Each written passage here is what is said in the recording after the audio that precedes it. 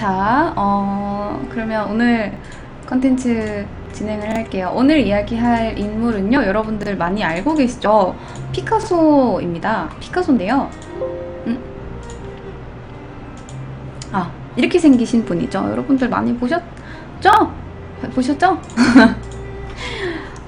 사실 피카소입니다 말고 또 뭐 다른 말이 필요할까? 피카소는 그냥 그 말 자체로 피카소 아니에요? 그죠? 뭐 이미 여러분들 다 알지 않습니까? 그냥 찬양의 대상 아니에요? 근데 그만큼 너무 익숙하기 때문에 너무 만만한 게 또 피카소이기도 하죠. 그죠? 그냥 우리는 교과서에서 너무나 당연하게 피카소의 그림들을 봐왔고, 어렸을 때 보면서 뭐야, 뭐 이런 그림을 그리면서 무슨 뭐 그림을 잘 그리네 못 그리네 하고 있어. 뭐 이런 걸 가지고 교과서에 실리고 그래. 내가 그려도 이 정도는 그리겠다 싶었던 게 피카소거든요. 그런데 피카소는 사실 진짜 천재였어요. 정말 천재였습니다. 피카소는요, 어렸을 때 보통의 천재들처럼, 아주 보통의 천재들처럼 약간 특이한 출생에 대한 이야기가 전해져 내려오고 있습니다.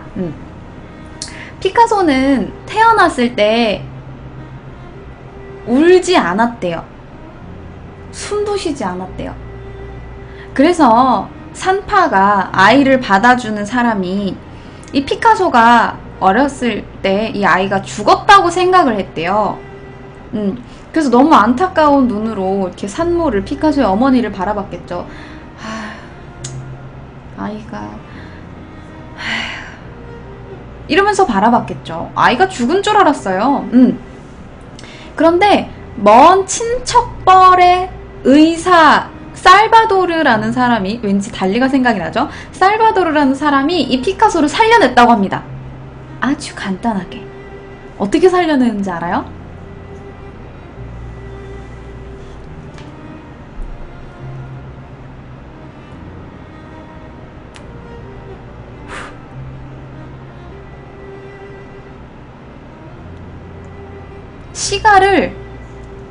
시가를 딱 물어서 그 연기를 아이 얼굴에다가 다 뿜어버렸어. 그러니까 아이가 콜록콜록 하면서 숨을 쉰 거예요. 충격적이죠. 보통은 뒤집어서 아이를 엉덩이를 때릴 거라고 생각하잖아요. 그렇지 않았어요. 너무나 간단하게 연기를 불어서 아이가 기침을 했고, 그 기침 덕분에 숨을 쉬면서 살아났다고 합니다. 이로써 1881년 10월 25일 파블로 피카소가 태어나게 됩니다. 이제 얼마 안 남았어요. 10월 25일. 되게 얼마 안 남았어요. 근데 그렇게 힘들게 태어나서였는지 피카소는 90살이 넘어서까지 굉장히 정정했다고 해요. 되게 악착같이 세상에 나와서 내가 악착같이 살아버리라 라고 생각을 했는지 모르겠지만 어쨌든 굉장히 오래, 굉장히 정정하게 잘 살았습니다. 그런데 피카소는요, 태어나서 10년 동안 고향 말라가라는 곳에서 살았어요. 스페인의 말라가라는 곳에 살았는데, 아버지가 시립미술관의 관리자이자 미술학교 대생 교사였어요. 그러니까 그림을 그리는 사람이었던 거죠. 그런데 집안이 그렇게 풍족한 편은 아니었대요. 그래서 스페인 쪽에서 돈을 더 많이 준다고 해서 그 쪽으로 이사를 가게 됩니다. 이사를 가게 돼요. 근데 스페인으로 넘어왔는데 그 4년 동안 여기에 살게 돼요. 지방의 코루냐라는 곳에 살게 되거든요. 근데 아버지가 아까 대생 교사라고 했잖아요. 근데 이 피카소의 어렸을 때 재능을 발휘할 수 있도록 격려를 해준 최초의 인물이 아버지이지만, 또 아버지가 사실 미술을 해라라고 그렇게 격려를 해주진 않았대요. 어렸을 때는 처음에 공부해야지, 우리 우리 카소 이런 식으로 공부를 굉장히 격려를 해줬대요. 공부를 잘 하라고. 그런데 어렸을 때 피카소는 공부에 그렇게 관심이 없었어. 수학 시간이 되잖아요. 수학 시간이 되면 뭘 하냐 하면 선생님이 이렇게 칠판에 뭘 쓰잖아요. 칠판에다가 숫자를 이렇게 쓰면서 10 더하기 8은 18이야? 이렇게 하면서 가르쳤을 거 아니에요.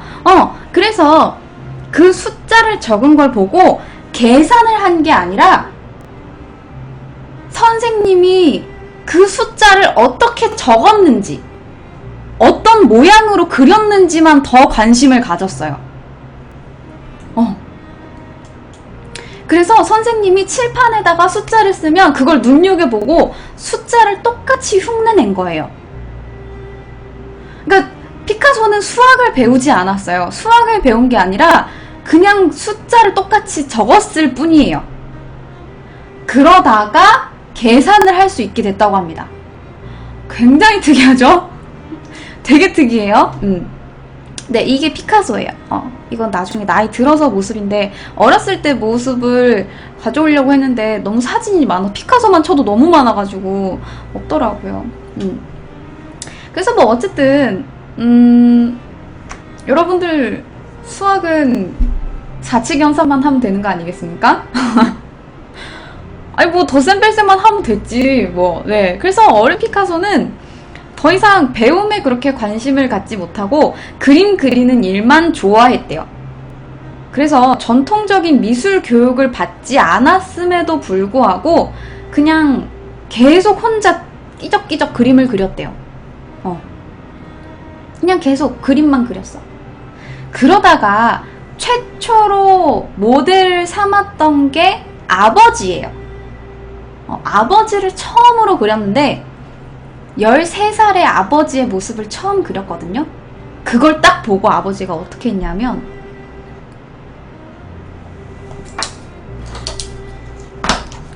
이거 내 붓이야. 이건 내 물감이고 이거 이제부터 너 해. 난 이제 그림 안 그릴란다.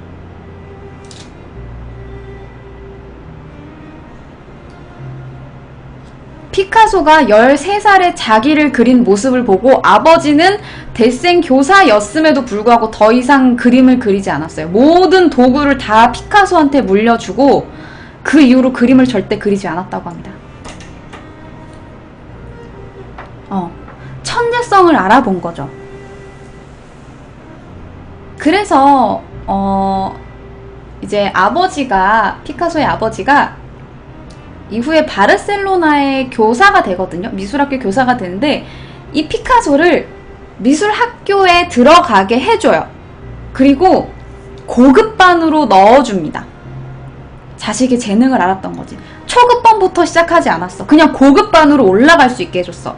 그런데 자기가 교사라고 해서 자기 자식을 그냥 고급반에 그냥 막 넣을 수는 없잖아요.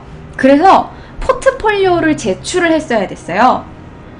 한 달 안에, 낙하산이 아니야. 한 달 안에 그 고전 미술이랑 정물화의 포트폴리오를 그려서 냈어야 됐어요. 그게 과제야. 그거를 잘 하면 고급반으로 넘어갈 수 있는 거예요. 그런데 한 달 동안 그 그림을 그렸어야 됐는데 피카소는 바로 다음날 냈습니다. 그리고 순식간에 고급반으로 통과해버렸어요. 14살에 이미 미술학교가 요구하는 모든 기준을 충족했습니다. 그럼 여러분들 도대체 뭘 얼마나 잘 그렸길래 뭐 14살짜리가 그려봐야 얼마나 잘 그리는데 라고 생각을 하겠죠. 당시 피카소가 그렸던 그림을 보여줄게요. 14살에 그린 그림입니다.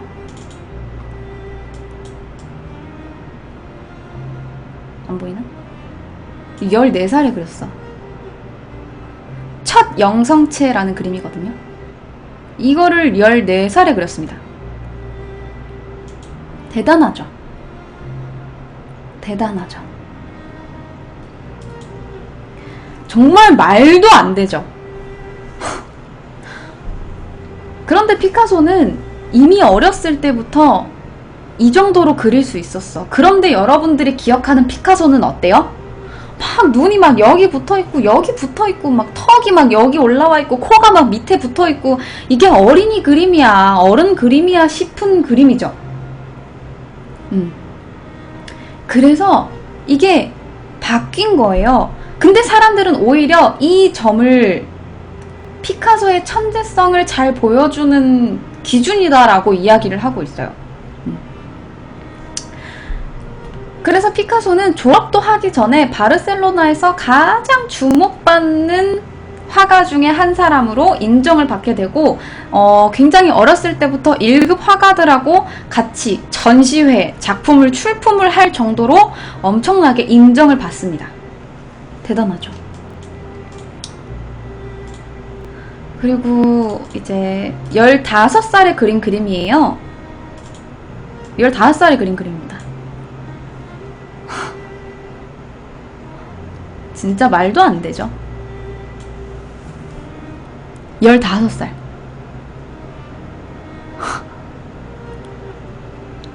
근데 천재라고 했잖아.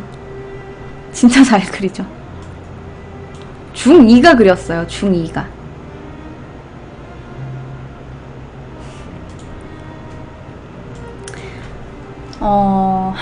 그리고 나서 피카소는요, 빛까지 정확하게 표현했죠. 그리고 나서 피카소는 잠깐 고향에 다녀온 뒤에 마드리드에 새로 작업실을 마련을 하고 스페인에서 가장 유명한 미술학교인 산 페르난도 미술학교에 입학을 합니다. 그런데 아무리 유명한 미술학교에 들어가도 피카소는 여기서 많이 배울 수 없었어. 왜냐하면 이미 15살의 선생님들보다 잘 그렸거든. 그래서 피카소가 선택한 방법이 뭐냐 하면요, 미술관을 가요. 미술관을 아침에 학교 다녀오겠습니다 하고 가서 미술관을 가는 거야. 학교를 맨날 째. 그리고 미술관에 가서 뭐 해요? 계속 그냥 그림을 봅니다. 그리고 그림을 그려요.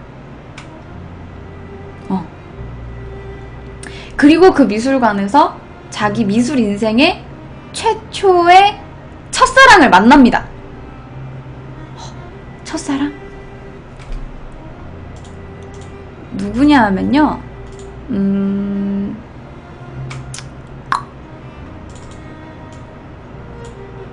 이 작품을 보고 사랑에 빠지게 됩니다. 여러분, 이 작품 내가 예전에 설명을 한 적이 있는데, 이 작품은 디에고 벨라스케스의 시녀들이라는 그림이에요. 많이들 보셨죠? 이 작품을 보고 14살짜리 소녀는 나는 디에고 벨라스케스처럼 되고 싶다. 아니, 나는 디에고 벨라스케스를 뛰어넘는 화가가 되고 싶다 라고 생각을 하게 됩니다.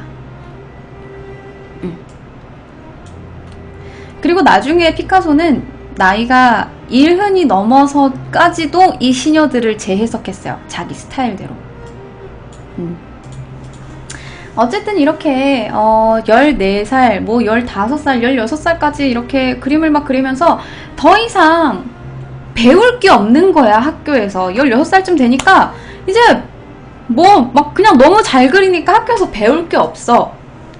그래서 그냥 여기에서 앉아서 맨날 그림을 그려. 그냥 여기에서 시녀들하고 똑같이 그림을 그려요. 16살에 이거랑 똑같이 그림을 그려요. 진짜 대단하지 않아요?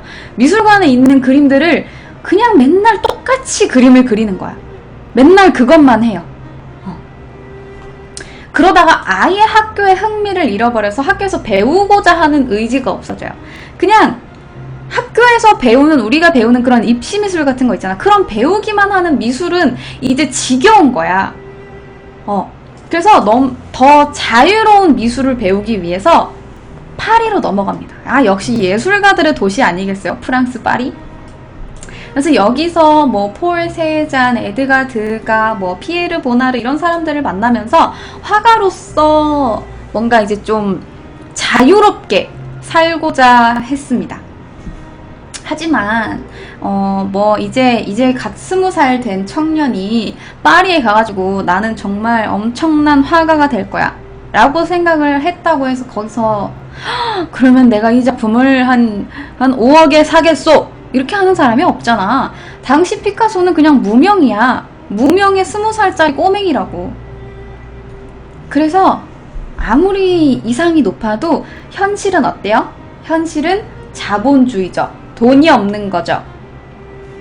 돈이 없어서 피카소는 한 화랑 운영자, 경영자를 만나서 그림을 딱 보여줍니다. 이 내가 그린 그림인데 이거 갖다 파실래요? 이렇게 해가지고 꾸준히 여기서 정기적으로 돈을 주고 피카소의 그림을 사서 피카소는 그 돈으로 생활을 하게 됩니다.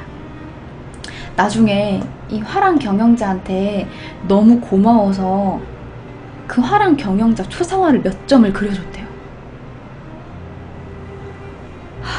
정말 너무 부럽습니다. 정말 부럽습니다. 어쨌든 피카소는 이렇게 파리에서 생활을 하다가 잠깐 다시 집으로 돌아왔어요. 그런데 집이 너무 답답한 거지. 부모님은 피카소가 뭔가 되게 고전적인 화가가 되기를 원했어요. 정말 디에고 벨라스케스처럼 정말 이런 딱 우리가 생각하는 정말 고전의 그림들을 그리면서 뭔가 고상한 화가가 되기를 원했으나 피카소는 그냥 정말 자유롭게 생활하기를 원했던 거죠. 그래서 그러다 보니까 부모님이 이제 피카소한테 실망을 하게 되고 피카소는 다시 파리로 돌아오게 됩니다. 그러다가 노력을 해요. 노력을 해서 1년 만에 당시 파리에서 유행하던 모든 미술 경향을 전부 다 섭렵합니다. 그리고 대피카소의 시대가 열리게 됩니다. 1901년 피카소의 그림 시기를 한 4시기 정도로 보통 나누거든요. 사람들마다 조금은 다르지만 그게 바로 1기가 청색 시대라고 불리는 때예요. 왜 청색의 시대냐면요, 파란색을 많이 썼으니까요. 파란색을 많이 써서 청색의 시대라고 불리는데 왜 파란색을 썼냐면 당시에 이 피카소가 정말 친하게 지낸 친구가 있었어요. 그런데 친구가 연인한테 버림을 받아서 자살을 합니다. 자살을 하고 이 친구를 기리기 위해서 그림을 그려요. 그런데 당시 우울감과 이 뭔가 슬픈 심정을 표현하기 위해서 어두운 파란색을 주로 넣었고 4년이 넘는 기간 동안 파란색이 주인 그림을 그리게 되는 겁니다. 이게 바로 피카소가 만들어낸 자기 자신의 최초의 양식이에요. 그래서 1904년에 그린 그림은 이렇습니다. 굉장히 어둡고 여러분들이 아는 피카소랑 거리가 굉장히 멀죠.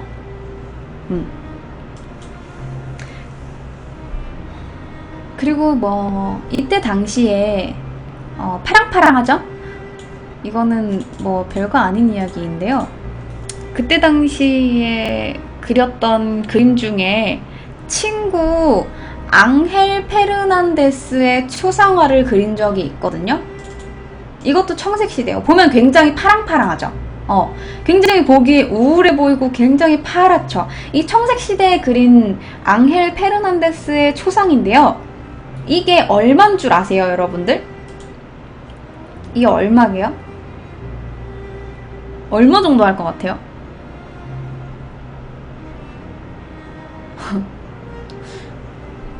이거 616억 원에 팔렸습니다. 그래서 크리스티 미술품 경매 사상 2번째로 높은 가격을 받았어요. 이게 바로 616억짜리 그림입니다. 대단하죠? 이렇게 피카소한테는 청색 시대도 미술가들 사이에서는 꽤 인정을 받고 있어요. 그림의 작품 가치 자체는 엄청 비싸죠. 그러니까 그 화랑 경영자가 얼마나 돈을 벌었겠어. 자, 어쨌든 이거는 지금 현재의 이야기예요. 현재의 사람들이 600억 원을 주고 산 거고, 그때 당시 본인 나름대로의 화풍을 만들어냈다라고 해도 1900년대 몽마르트에 이제 겨우 20살, 21살, 22살 된 이 파리에 정착한 스페인의 그림 신동은 파리의 벽이 너무 높았던 거야. 너무 파리를 만만하게 본 거지. 그래서 자신만만하게 파리에 왔지만 이름 없는 무명 화가가 되어버립니다. 그리고 방황을 하게 돼요. 여러분들도 그렇잖아요. 뭔가 난 여기서 엄청나게 인기를 끄는 사람이고 뭔가 모든 사람들이 나의 장래가 촉망된다라고 이야기하고 너는 천재다라고 이야기를 하고 막 모든 사람이 날 되게 좋아해주고 내 그림을 좋아해줬는데 갑자기 파리에 오게 되니까 아무도 내 그림을 거들떠도 안 봐. 그래서 그제서야 이 그림 천재는 방황을 시작합니다. 이 20살 청년은 디에고 벨라스케스처럼 되고 싶었지만 그럴 수가 없었죠. 아무래도 좀 그냥 봐도 거리가 좀 있잖아.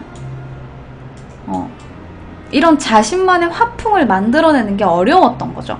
그래서 디에고 벨라스케스처럼 되고 싶었어. 그럼 뭐 해야 돼요? 연습해야 되죠. 연습했어요. 연습 방법은 뭐예요? 피카소가 잘하는 거. 모방. 따라 그리는 거예요. 계속 따라 그려요. 그냥 계속 따라 그립니다. 모든 그림을 따라 그려요. 보고 있는 모든 그림을 다 따라 그립니다. 자기 관점으로 그림을 그리는 게 아니라 다른 화가의 작품을 따라 그리면서 하나하나씩 가져와서 자기 작품에 섞으면서 자기 화풍을 발전을 시킨 거예요. 천재가 연습까지 한 거죠.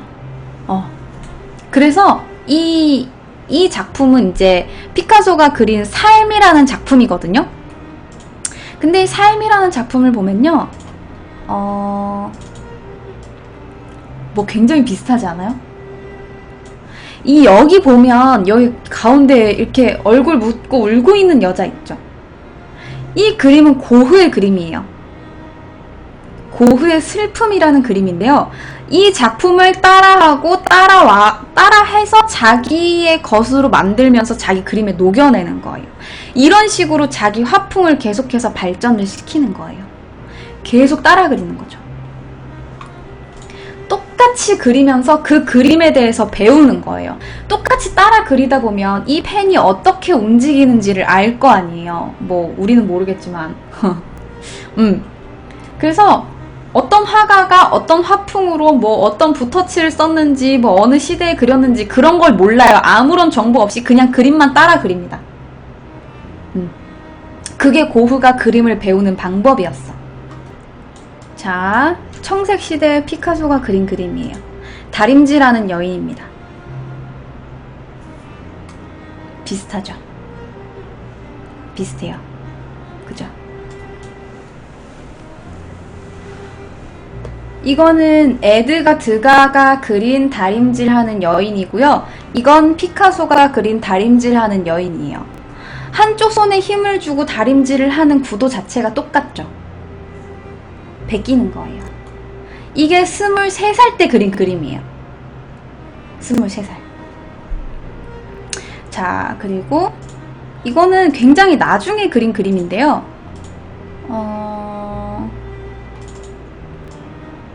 이거는 1950년대에 그린 그림이에요. 이게 한국에서 있었던 대량 학살을 그린 그림이거든요. 이거를 어디서 따왔냐 하면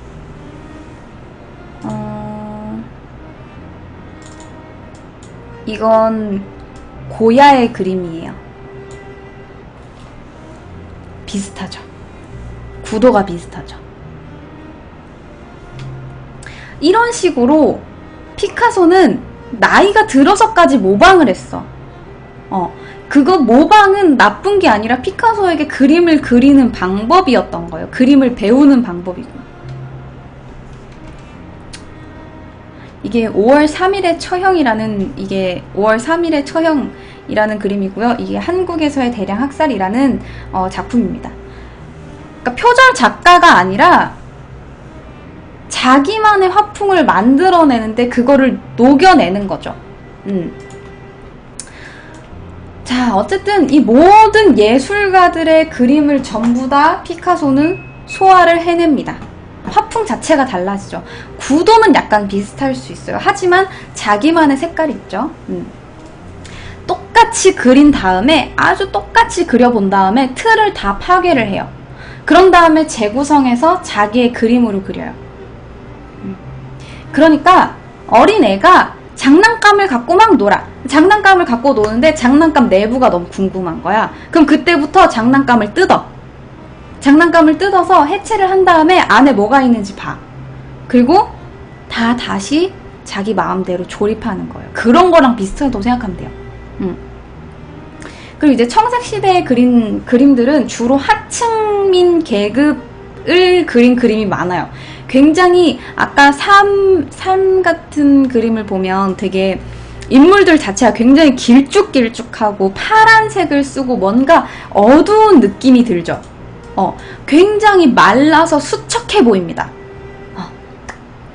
이게 피카소가 또 이제 당시에 프랑스에 넘어갔을 때 스페인 사람이다 보니까 스페인어를 굉장히 잘하는데 프랑스어는 그렇게까지 잘하진 못했대요.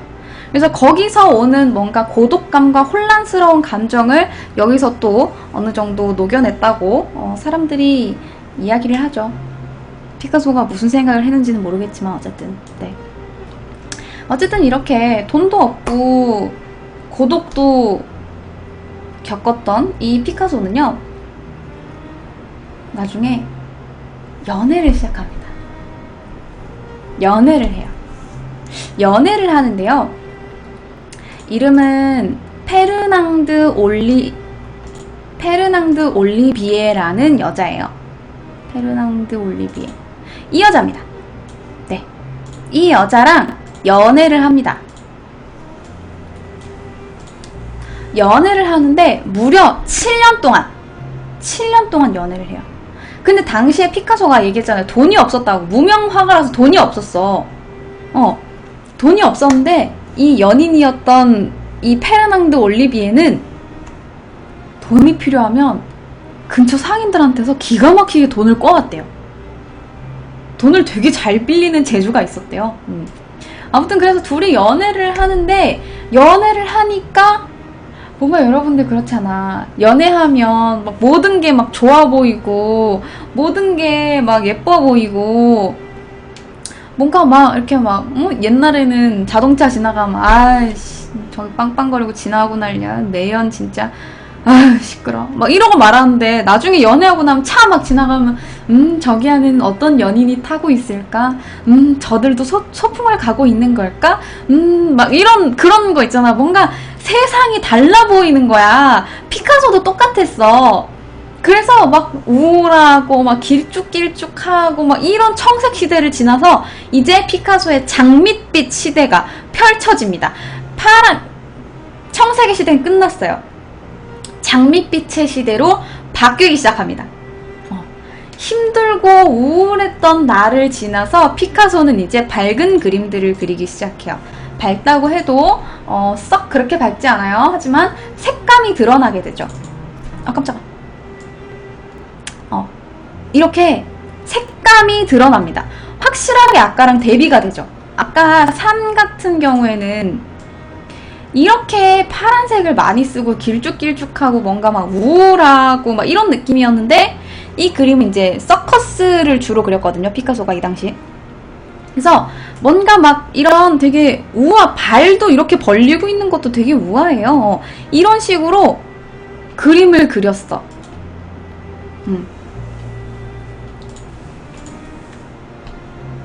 아까보다 훨씬 생기 있죠.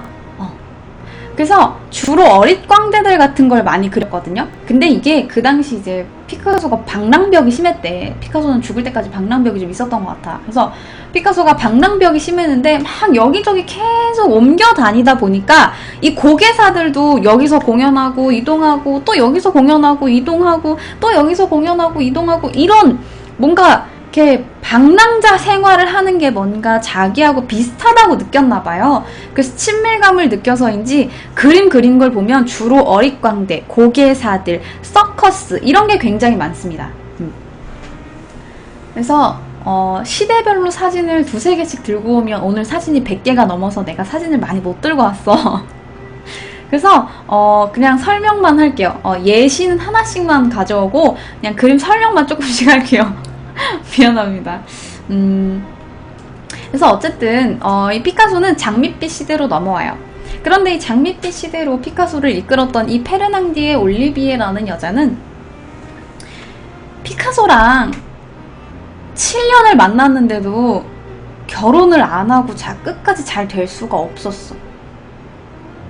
왜 그랬는지 알아요? 심지어 둘이 몽마르트에서 둘이 동거를 했다니까? 몽마르트 엄청 허름한 집에서 둘이 동거도 했어. 근데 왜 결혼을 안 했냐면 둘 다 엄청나게 바람 폈거든. 둘 다 진짜 바람 많이 폈어요. 그리고 이 페르낭드가 남편의 폭력을 피해서 도망쳤던 유부녀였거든요. 유부녀예요.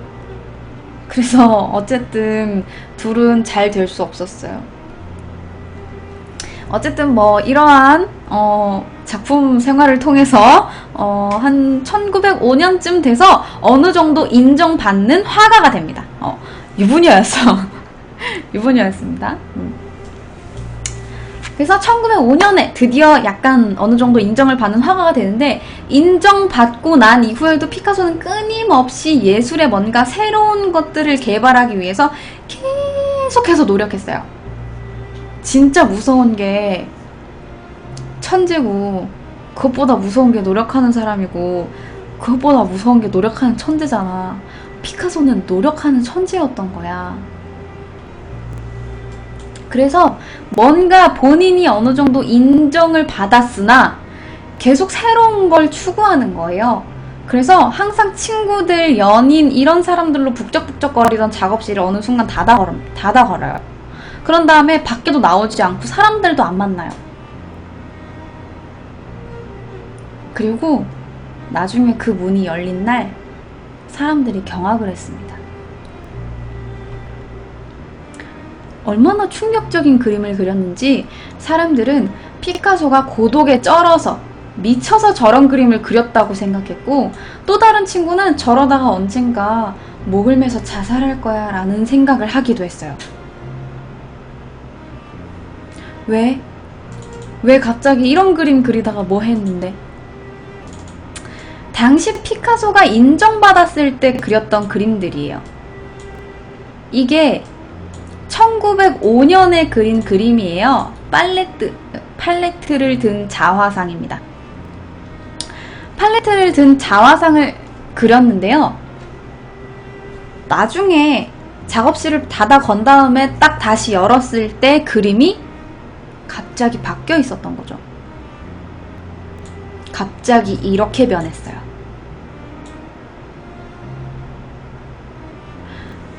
이렇게 그림을 그리던 사람이 순식간에 이렇게 넘어왔어요.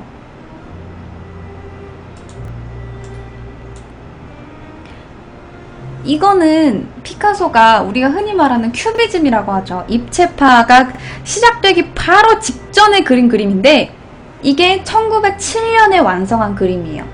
1년 만에 그림이 여기에서 이렇게 바뀝니다. 이게 아비뇽의 처녀들이라는 작품이에요. 완전 다르죠. 이 큐비즘은 입체파라는 걸 이야기하는데요. 보면 그렇죠.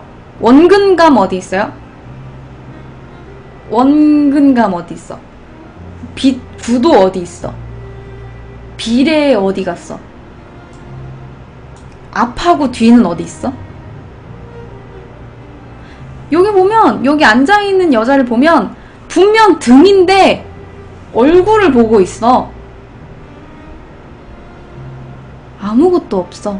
그동안 피카소가 그렸던 그 엄청난 그림들, 여러분들 알고 있죠? 이 아이고. 이 작품들 여기에서 이렇게나 잘, 이게 15살에 그렸다니까? 이거를 15살에 그렸는데 이거 어디 갔냐고. 이렇게 천의 구김 하나, 빛의 움직임 하나하나까지 다 잡아내던 피카소가 완전히 달라졌어요. 그래서 입체파는 원금도 없고 비례도 없고 모든 걸 무시한 채 다양한 관점에서 보이는 걸 한 평면에 담아내는 거예요. 무슨 말인지 알겠어요? 나는 옆 얼굴도 가지고 있고요. 난 정면의 얼굴도 가지고 있고요. 난 뒤통수도 있어요. 그런데 내 이 얼굴 전체를 평면에다가 그냥 딱 찌부를 시켜서 넣어놓는 거야. 그거예요. 그거야. 모든 면을 다 그려놓는 거예요. 뒤돌아 있지만 뒤통수가 보이지 않고 정면의 얼굴과 옆 얼굴을 동시에 볼 수 있죠. 보고 싶은 대로 생각하고 그리는 거라서 굉장히 불분명합니다. 정교하지도 않아요. 이게 바로 이제 입체파, 큐비즘의 시작이죠. 디에고 벨라스케스처럼 되고 싶다더니 이제 그런 건 싹 다 날려먹었어. 그래서 우리는 이 피카소가 1년 만에 그림을 이렇게나 엄청나게 바꿨기 때문에 그냥 가만히 있다가 결정했어. 오늘부터 나는 입체파야. 순식간에 막 싹싹싹싹싹 하고 그린 거 같죠? 절대 그렇지 않아요. 나중에 피카소가 죽고 나서 발견이 된 건데요.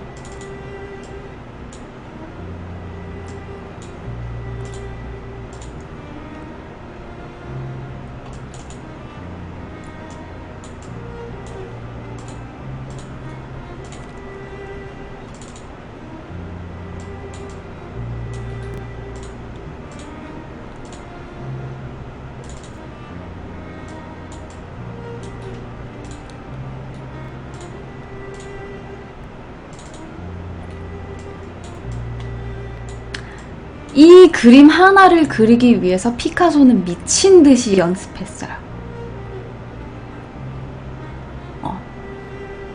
자, 그러면 막 그린 것처럼 보이지만 막 그리는 게 아니에요.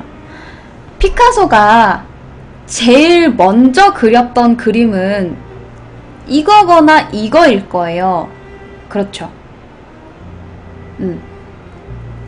이건 아직까지 사람의 형태가 남아있어.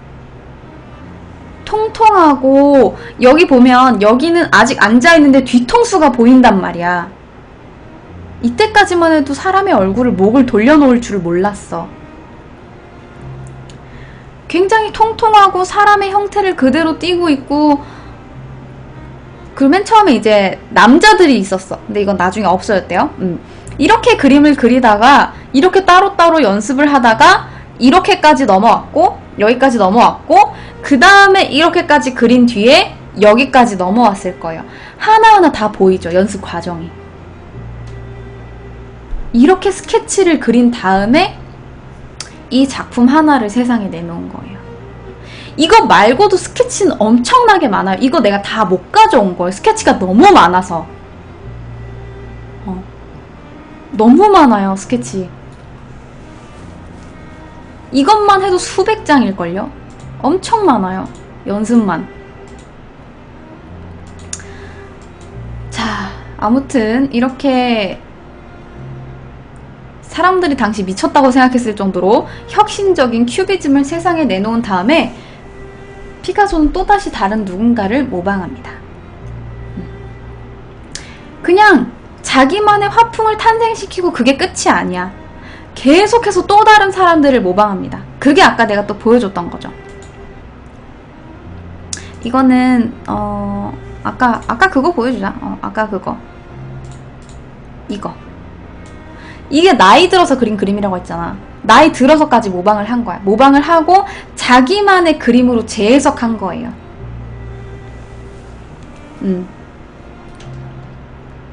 이거야. 이렇게까지 연습을 하고 모방을 했어요. 어쨌든 피카소는 이 그림으로 인해서 혁신적인 화가로 대접을 받게 되고 돈을 벌어요. 그래서 나중에 프랑스 곳곳에 작업실을 차릴 정도로 돈을 많이 법니다. 작품도 엄청나게 잘 팔려요. 그래서 50살에 50살에 이미 백만장자가 됐어. 하지만 우리 같으면 백만장자니까 나중에 이렇게 선 하나 샥 그어놓고 여백의미야 이건. 내가 이 획을 하나 긋기 위해서 300일을 고민을 했어. 이렇게 할 것 같잖아. 아니야. 절대 그렇지 않았어. 피카소는 계속해서 노력했어. 계속해서 그림을 그리고 계속해서 연습을 했어. 그리고 자기가 가진 모든 것, 돈과 자기 재능을 위해서 세상을 깨우려고 노력합니다. 세상을 어떻게 깨워요? 그림으로. 그 대표적인 게 이 그림입니다. 노력한 천재 무섭죠? 이 그림 보신 적 있어요? 이 그림? 이 그림의 이름은 게르니카예요. 네, 게르니카. 게르니카가 뭐냐 하면 스페인의 작고 평화로운 마을이에요. 마을 이름이 게르니카입니다. 그런데 스페인의 작고 평화로운 마을을 왜 이렇게 무섭게 그렸을까? 왜 이렇게 막 사람이 비명을 지르고 여기 막 누워있고 말이 막 미쳐서 날뛰고 있고 왜 이렇게 무섭게 그렸을까요? 게르니카를? 너무 혼란스럽죠? 때는 1937년 4월 26일이었어요. 너무나 평화로웠던 스페인의 게르니카 마을. 그곳에 갑자기 폭탄이 터집니다. 하늘에서 폭탄이 우수수수 떨어져요. 영문도 모른 채 사람들은 죽어났어요. 군인도 아닌 사람들이. 도시 인구의 3분의 1에 해당하는 1700여 명의 사람들이 죽었습니다. 부상자만 900명이에요. 어린아이들, 여성이 대표적인 피해자들입니다. 폭격의 이유는요? 그죠? 왜 죽여요? 폭격의 이유는요, 나치의 무기 테스트 때문이었어요. 무기 테스트 하려고 사람이 얼마나 잘 죽는지 봐야 될 거 아니에요? 전쟁을 준비하고 있던 히틀러는요, 공군의 군사력을 확인하기 위해서 테스트를 하기를 원했어요. 그러려면 공간이 필요했겠죠. 그런데 독일에다 터뜨릴 순 없잖아.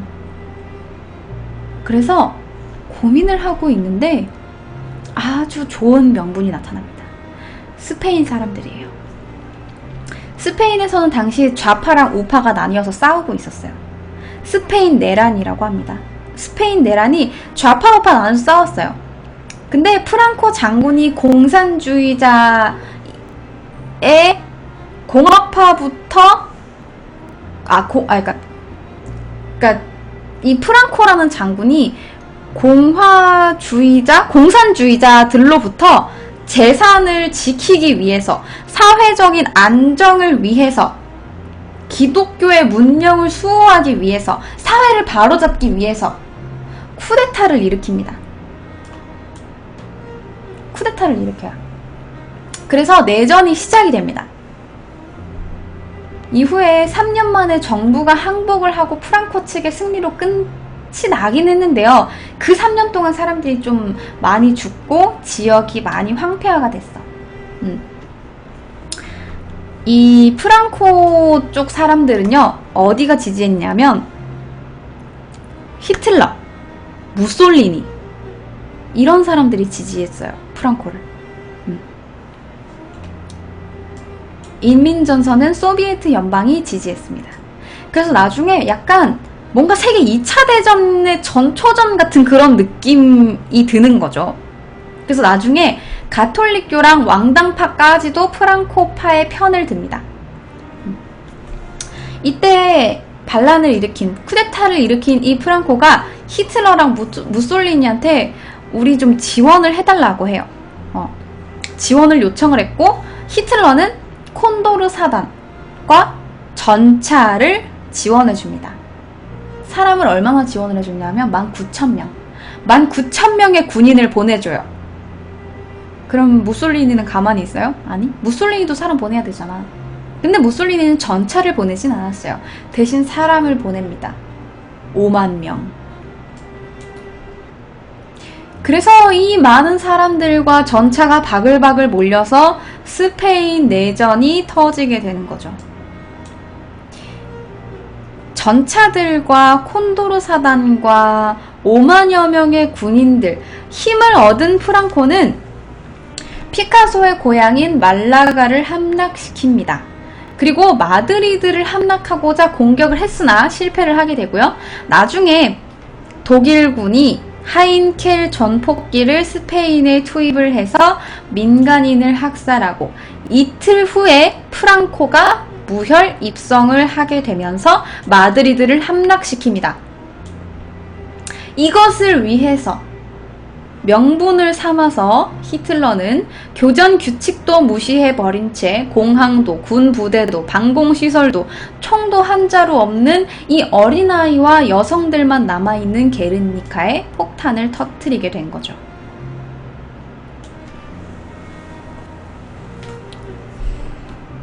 보통은 그렇잖아요. 아무리 전쟁을 한다고 하지만 병원, 학교, 민간인 시설 같은 건 안 건드리는 게 규칙이에요. 교전 규칙. 그런데 히틀러는 이걸 싹 다 무시했어. 그리고 당시 파리에서 작품 활동을 하고 있던 이 피카소는 당시 스페인 정부로부터 파리 만국 박람회에 스페인관에 전시할 그림을 그려달라고 부탁을 받았던 때였어요. 그래서 당시 피카소는 화가랑 그의 작업실을 그려야겠다라고 생각을 하고 있었는데 이 게르니카 이야기를 듣자마자 엎어버립니다. 그리고 게르니카 이야기를 그리기 시작해요. 벽화를 그렸는데요. 이 게르니카의 참사를 그리기 시작했는데 크기가 얼마나 되냐 하면요. 잠깐만, 이거를 그리는 피카소가 있는데 너무 많다. 이게 당시 폐허가 된 게르니카의 모습이에요. 정말 그냥 뭣도 없죠. 다 폭탄 터지고 끝나버렸어요. 건물도 없어졌고 사람도 다 죽어버렸어요. 너무 안타깝죠. 완전 초토화돼 버렸어요. 사진이 너무 많은데. 이게 이제 당시 게르니카를 그리는 피카소의 모습이에요.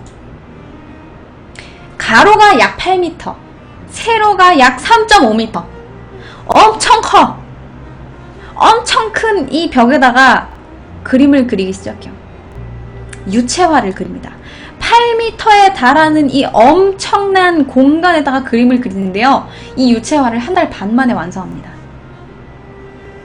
어마어마한 크기에 이런 어마어마한 그림을 그리는데 한 달 반 걸렸어요. 그래서 각종 매체에 이 스페인 내전의 심각성을 알리기 위해서 노력했습니다. 멋있죠? 피카소는요, 회화를, 그러니까 그림을 부잣집 벽에 달리기 위해서 존재하는 거라고 생각하지 않았어. 그림은 그냥 그려서 내가 돈벌이를 위한 수단이고, 그냥 그림 그려서 비싼 사람들한테 팔면 그 사람들은 내 그림을 벽에다 걸고 내 그림을 감상하겠지? 가 아니에요.